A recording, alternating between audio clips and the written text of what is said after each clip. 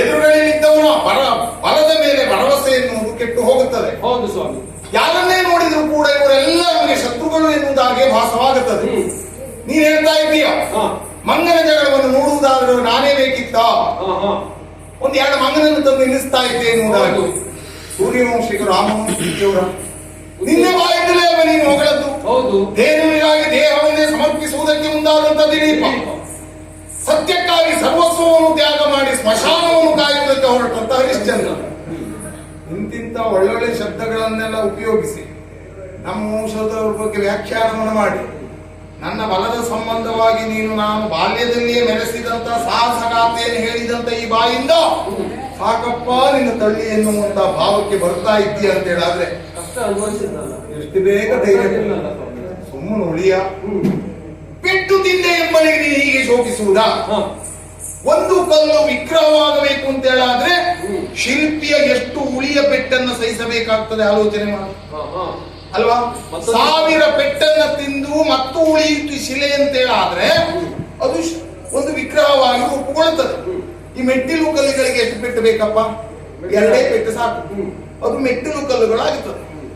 ಇನ್ನು ನೀನು ಹಾಗಾದ್ರೆ ನಾನು ಶಿಲ್ಪಕಲೆ ಇರ್ಲಿ, ನೀನು ಬಹಳ ಮಾತಾಡಿದ್ಯಾ.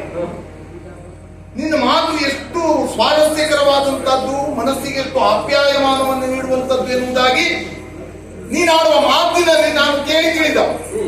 ಆಡುವ ಮಾತಿನಲ್ಲಿ ಹೇಳಬೇಕಾದದ್ದನ್ನು ಹೇಳಿದ್ದೀಯ, ಹೇಳಲೇಬೇಕಾದದ್ದನ್ನು ನೀನು ಹೇಳಿದ. ಯಾವುದು? ಪೆಟ್ಟು ಕೊಡಿಸಿದವ ನಾನಲ್ಲ, ನೀನೇ ಕೋಲ್ ಕೊಟ್ಟು ಪೆಟ್ಟು ತಿಂದೆ. ಈಗ ಯಾಕೋ ನೀನು ವಾಲೆ ಬಲದ ಬಗ್ಗೆ ಎಲ್ಲ ವಿಷಯವನ್ನೇ ಹೇಳಿದೆ. ಕಿಷ್ಕಿಂದೆ ಅನ್ನೋದೊಂದು ಅಟ್ಟೆ ನಗಲೆ ಉಂಟು ಅಂತ ಹೇಳಿದೆ. ಹೌದು. ಆ ಮರ ಹೀಗೆ ಕಡಿಯುತ್ತಾ ಇದ್ದ ಅಂತ ಹೇಳಿದೆ. ಕಾಣುವುದಕ್ಕೆ ವಾಲಿ ಮತ್ತು ನಾನು ಸಮಾನ ಆಳತನದಲ್ಲಿದ್ದೇವೆ, ತದ್ರೂಪವನ್ನು ಹೊಂದಿದ್ದೇವೆ ಅಂತ ನೀನು ಹೇಳಿದ್ದೀಯ ನನ್ನ ಹತ್ರ. ನಿನ್ನ ಆಳತನ ಅವನ ಆಳತನ, ಈ ನಿನ್ನ ಮುಖ ಅವನ ಮುಖ, ನಿನ್ನ ನಡೆಗೆ ಅವನ ನಡೆಗೆ.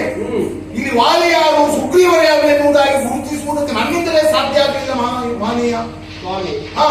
ಒಂದು ಮಾತು ಕೇಳ್ತೇನೆ. ಒಂದಲ್ಲ 2 ಕೇಳು. ಇವತ್ತು ನಾನು ಹೇಳಿದ್ದೆ, ನಾನು ಹೆಂಡತಿಯನ್ನ ಕಳೆದುಕೊಂಡ ಶೋಕದಲ್ಲಿದ್ದೇನೆ, ಸ್ವಲ್ಪ ಅವನಿಗಿಂತ ಸಣ್ಣವನಾಗಿ ಕಾಣ್ತೇನೆ, ದೇಹದಲ್ಲಿ ಅಲ್ಲದೆ ಇದ್ರು ಮನಸ್ಸಿನಲ್ಲಿ ಸ್ವಲ್ಪ ಶೋಕ ವ್ಯಕ್ತವಾಗುತ್ತದೆ, ಅದನ್ನಾದ್ರೂ ಗುರುತಿಸೋದಿತ್ತಲ್ಲ ನೀವು. ಶೋಕ ಗುರುತಿಸುವವನೇ ಒಂದ ತಕ್ಷಣದಲ್ಲಿ ನೀವಿಬ್ಬರು ಹೊಡೆದಾಡುವಾಗ ತಿರುವ ಸಂದರ್ಭದಲ್ಲಿ ನಿಮ್ಮ ಮುಖದಲ್ಲಿ ಶೋಕ ಗುರುತಿಸುವುದು ಹೇಗ?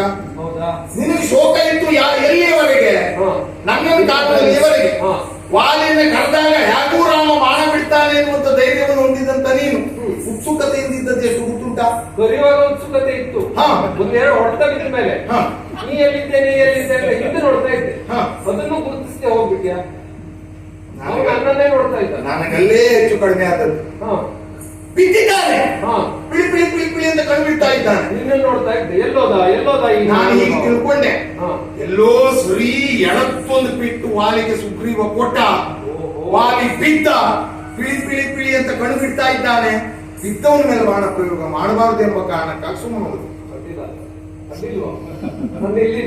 ಇಲ್ಲಿವರೆಗೆ ನಾನು ಕರ್ಕೊಂಡು ಬಂದಿದ್ದೆ, ಸಾರ್ಥಕ ಆಯ್ತು. ಅದು ನಿನ್ನನ್ನು ಇಲ್ಲಿ ಕರೆಸಿದ್ದಕ್ಕೆ ನನಗೆ ಸಾರ್ಥಕ ಆಯ್ತು. ಹೌದು, ಅಲ್ಲ ವಿಷಯ ಹೌದು. ಆಮೇಲೆ ಹೋಗುವ ಉತ್ಸಾಹದ ಬುಗ್ಗೆಯಿಂದ ಹೋಗುವಾಗ ಅವನೇ ಅವನು ಸುಗ್ರೀವನೇ ಹಾ. 6 ವರ್ಷ ಆಯ್ತಲ್ಲ ಹೆಂಡತಿಯನ್ನ ಕಾಣದೆ. ಹಾ. ಹೆಂಡತಿಯನ್ನ ಕಾಣುವ ತವಕದಿಂದ ಆ ಕಡೆ ಸಾಗುತ್ತಾ ಇದ್ದಾನೆ. ಸಾಯುವ ವಾಣಿಯ ಪರಿಸ್ಥಿತಿ ಏನಾಯ್ತು ಅಂತ ನೋಡೋಣ ಅಂತ ಬಂದ್ರೆ ಅವನಿಗೆ ಒಂದು ಸ್ವಲ್ಪ ನೀರು ಹಾಕು ಅಂತ ಬಂದ್ಯಾ ಆಗ್ಲಿ ಮಾರಾಯ. ಹಾ ಕೊನೆ ಪ್ರಯತ್ನ ಮಾಡೋಣ ಅಂತ ಬಂದೆ. ಹಾ ಈಗ ಮುಂದೇನು? ಧೈರ್ಯವನ್ನು ಕಳ್ಕೊಳ್ಳಬಾರದು. ಈಗ ವೈದ್ಯನ ಹತ್ತಿರ ರೋಗಿ ಒಬ್ಬ ಬರ್ತಾನೆ. ಅವನಿಗೆ ಯಾವ ರೋಗ ಉಂಟು, ರುಜಿನ ಉಂಟು ಎನ್ನುವುದಾಗಿ ನೋಡಿದ ತಕ್ಷಣ ಹೇಳುವುದಕ್ಕಾಗ್ತದೆ, ಪರೀಕ್ಷೆ ಮಾಡಬೇಕಾಗ್ತದೆ. ಒಂದು ಕಾಲು ಭಾಗ ಅವನನ್ನು ನೋಡ್ತಾ ಇದ್ದಾಗಲೇ ಗೊತ್ತಾಗ್ತದೆ. ಕಾಲು ಭಾಗ ತಿಳಿದ್ರೆ ಸಾಕಾಗ್ತದೆ. ಇನ್ನೊಂದು ಮುಕ್ಕಾಲು ಭಾಗ ಅವನನ್ನು ಪರೀಕ್ಷೆ ಮಾಡ್ಬೇಕು.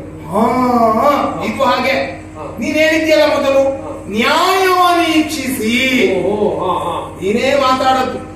ಹಾಗಾಗಿ ನ್ಯಾಯದಲ್ಲಿ ಯಾರಲ್ಲುಂಟು, ಅನ್ಯಾಯ ಯಾರಲ್ಲುಂಟು ಎನ್ನುವುದಾಗಿ ಪರೀಕ್ಷೆ ನಡೆಸಿಯೇ ಪ್ರಮಾಣೀಕರಿಸೋಣ ಎನ್ನುವಂತ ನಾವು ನೆಲೆಗಟ್ಟಿ ಬಂದಿದ್ದೇನೆ. ಆಯ್ತು ಮಾರಾಯ. ಈಗ ಮತ್ತೆ ಮರಳಿ ಪ್ರಯತ್ನ ಮಾಡಿ ಮತ್ತೊಂದು 4 ಕೊಡ್ತಾ ತಿನ್ಬೇಕಲ್ಲ ಸ್ವಾಮಿ.